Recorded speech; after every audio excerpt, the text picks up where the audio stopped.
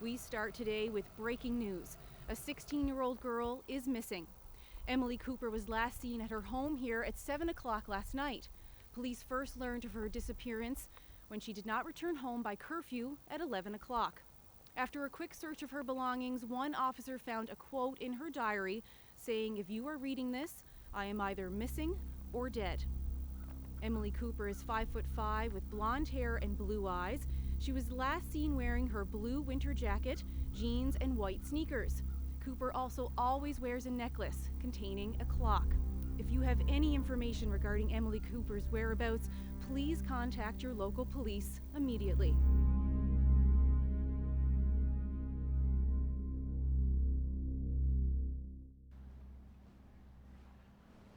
Morning, Henry.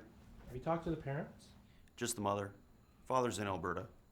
He's on his way back now. I just took her statement.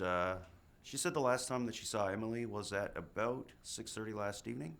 Emily said that she was going to a friend's house, but didn't say who. What about the diary? We got anybody looking into that? Yeah, it's been sent to the lab. They should be working on it right now. What about the rest of the people in her life? Anybody have any idea what it meant? If you're reading this, I'm either dead or missing. Chilling.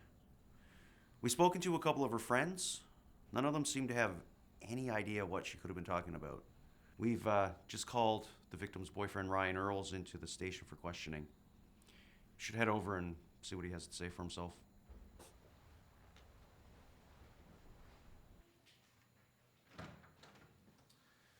Hi, Ryan. I'm Henry Cole. I'm the lead detective on this case. Thank you very much for coming in. Yeah, no problem. I just want to find Emily. So, when was the last time you heard from her? I saw her yesterday after school, but then I didn't hear from her until around 7:30, and she gave me a text, but I didn't read it until 8 o'clock because I was at hockey practice. Let me see that. You got this last night and you're only telling someone about it now? Yeah, I thought it was her way of breaking up with me. She'd been super weird lately, so I wasn't really all that surprised. What do you mean by acting super weird? Well, we'd be hanging out, and then all of a sudden she'd get a text and run out to the other room, or say that she'd have to go home. And at first I thought she was cheating on me, but I asked her about it, and she said she wasn't. So these calls she had in the other room, did she tell you who they were from? No, I tried to look at the names, but she was good at hiding it, so after a few tries I gave up.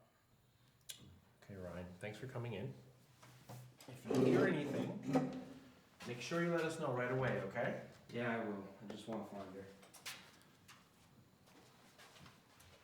We have to check that girl's phone records and see if we can trace those mysterious texts back to their source. This is starting to sound like those human trafficking cases that we were hearing about from the East Coast last month. The victim distances herself from friends and family and then disappears after receiving text messages. I don't know. Didn't they arrest everyone involved with those cases? Yeah, but it's a big case, though. I'm sure there's still some people out there that they miss that are trying to keep it going. There's a lot of money in this kind of thing. Okay, pull the case files and we'll see if there's any similarities. Will do. I'm gonna go back and talk to the mother again, see if maybe she noticed any of these strange behaviors that Ryan was describing. Okay, see what we can come up with. Okay.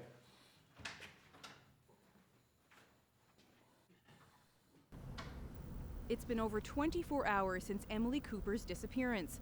Police seem to have very few leads and are still asking the public for any information on her whereabouts.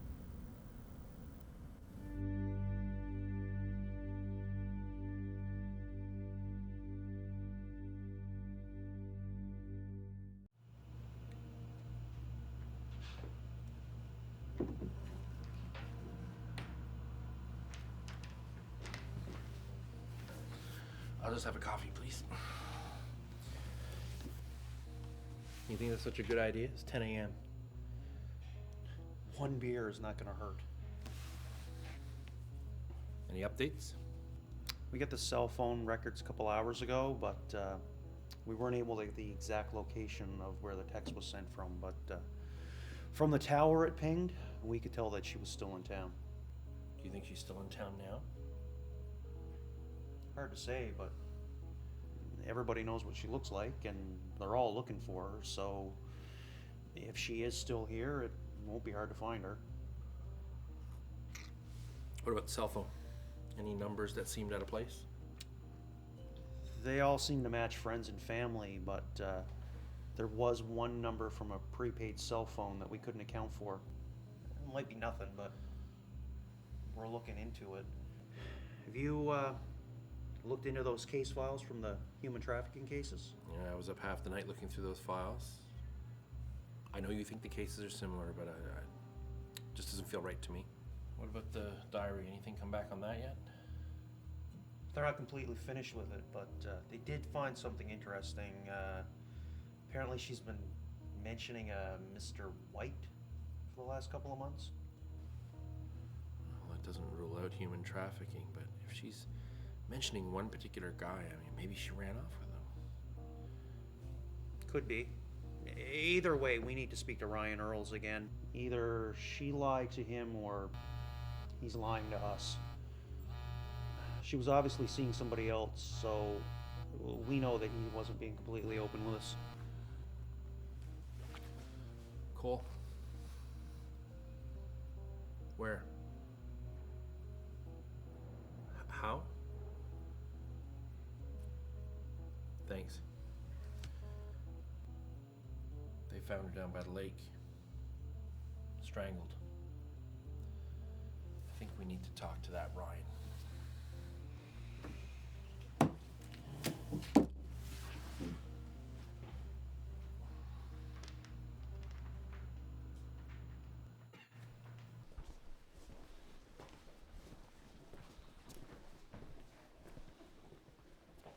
Did you find her?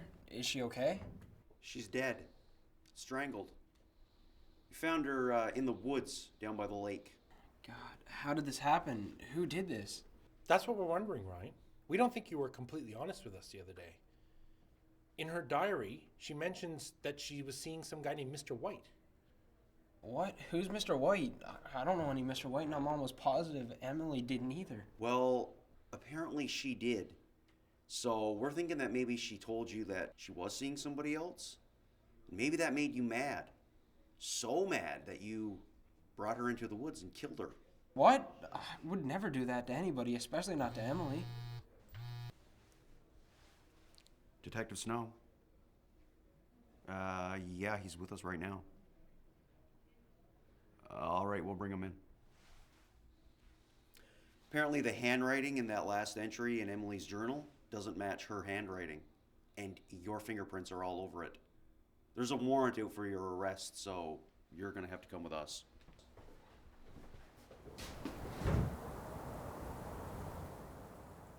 Well, Henry, this calls for a celebration. Why don't you come by my place tonight for a few drinks? Kara and the kids are at her mother's place for the weekend. I don't feel like celebrating. This just doesn't feel right to me. Come on, we got motive, we got fingerprints. But what about Mr. White? What about the prepaid cell? Look, she probably had a crush on a teacher or something. We'll get the answers, but for now, let's just relax and enjoy the game. All right, I'll come by about 9. Come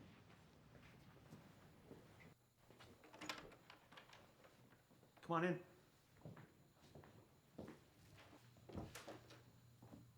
Can I get you to drink? A beer would be great if you have one. Yeah, I'll grab you one from the fridge.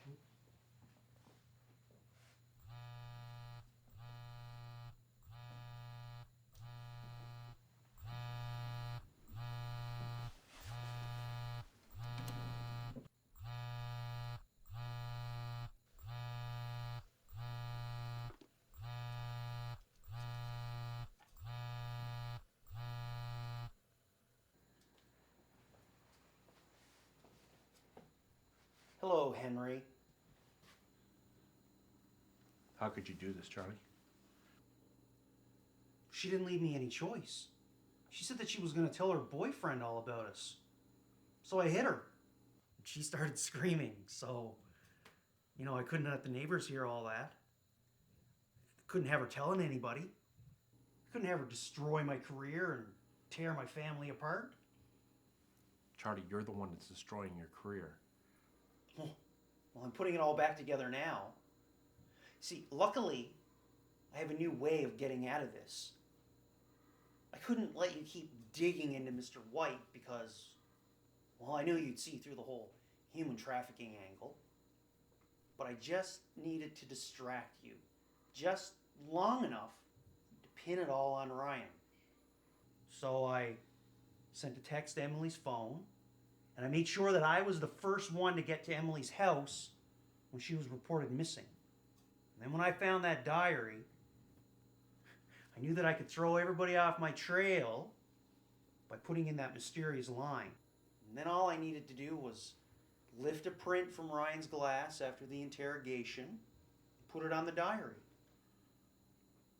So now I know the truth. So how are you going to get away with that? Easy. We came back here to celebrate finding the killer. You got drunk and told me the truth, that it was you who killed Emily, and you pinned it all on Ryan. And now I've got your fingerprints on the victim's phone. No one is going to believe that. Sure they will. Poor Henry Cole. Lost his wife and son in a tragic accident 10 years ago. Something, a trauma like that, it must mess a guy up really bad. Must be so lonely. Lonely enough that he needed to find a young girl to keep him company. Oh, that'll be the police. They're coming to arrest you. This is not easy on me, I'm not gonna lie. You know, we've been partners for a long time, but hey, I need to take care of myself now. You know how it goes.